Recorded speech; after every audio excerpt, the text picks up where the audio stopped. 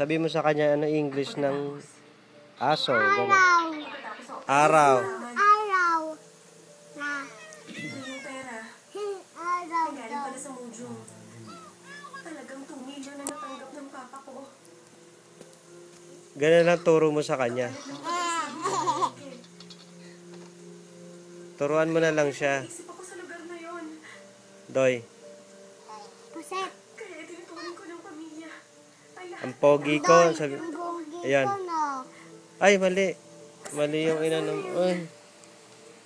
Balibag eh, no? nagawa ni Papa na nakuhin sila. Sabi mo, ano English ng Andoy? Sige. Pogi, ganun. Takot ako eh. Mukha mo. Nakikinig ka kasi.